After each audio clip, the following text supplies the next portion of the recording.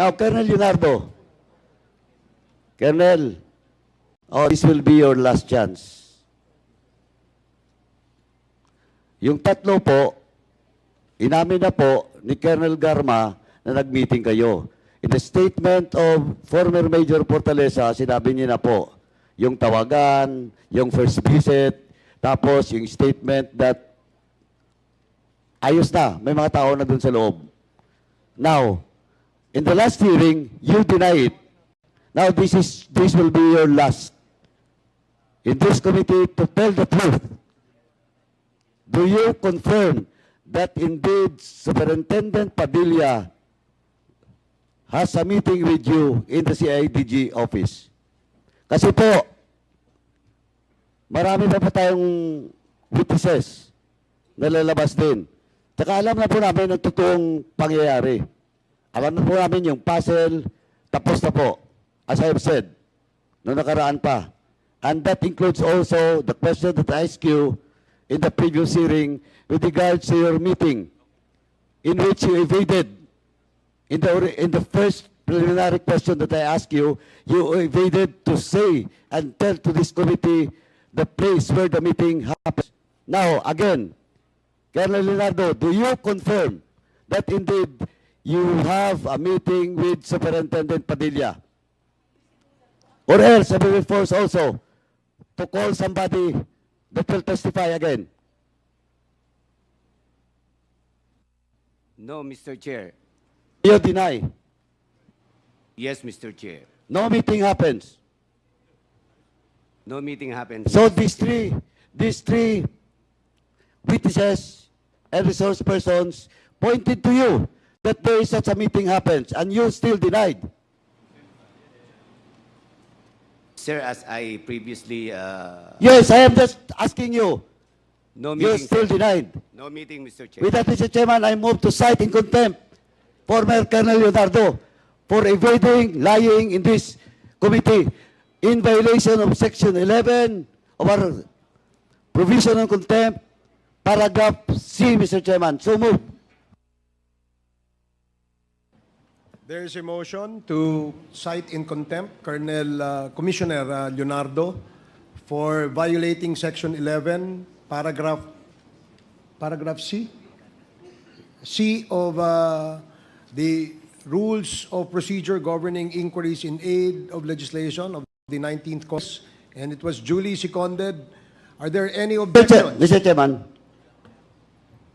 Yes, Congressman. may I ask who's the person beside Colonel Leonardo? Yung sa kabila po, and the left side. Mr. Chair, he's my counsel, Mr. Chair. You're right. So you have entered your appearance here? When? During the previous... Previous hearing. Mr. Chair. So please, at the back of your client, and don't advise your client unless you will be recognized or allowed by the chairman. So may we remind the councils of our resource persons to please comply with the rules, our ground rules. You may advise your client of his legal rights, but you may not coach them.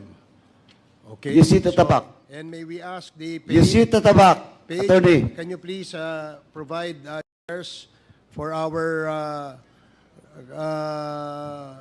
lawyers or counsels of our resource persons? So, it was duly seconded. Are there any objections? Mr. Chair, may I... Hearing none, Mr. Chairman. the motion is approved. Mr. Chair, Colonel, I will allow you to speak. Let me just finish the ruling of the chair. The chair has ruled on the motion to cite Colonel Leonardo in contempt for violating Section 11, paragraph C of our Rules of Procedure Governing Inquiries in Aid of Legislation. So now I will allow Colonel Leonardo to speak. Is this in relation? Chairman. Is this?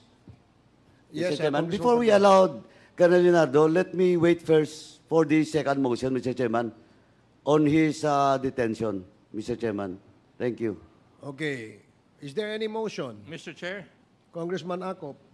May I respectfully move that Commissioner Leonardo be detained in the premises of this House until such time that the committee would have finished its committee report. So move, Mr. Chair. There is a Second. motion. There is a motion. As stated, duly seconded. Any objections? Hearing none, the motion is approved. Colonel Leonardo is or will be detained in the premises of the House of Representatives.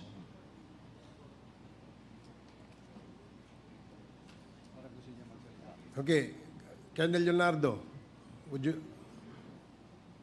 Mr. Chair, may I be allowed to, my lawyer, can I be allowed to confer with my lawyer and then later allow him to speak before this committee, Mr. No, Chair? I'm sorry, Colonel Leonardo, but our rules does not allow counsels of our resource persons to speak in behalf of their client. What perhaps you can do is just you can write to the committee, and we will take note of your manifestation. Thank you. Yes, please proceed. Mr. Chairman, actually, I just like to tell the council and Colonel Leonardo that you have also the right to make an appeal in this committee, but after this committee hearing. But of course, you can also say your piece in the latter part, but as the chairman stated, we do not allow counsel to speak for on behalf of their client. So you can make an appeal after this hearing. Thank you, Mr.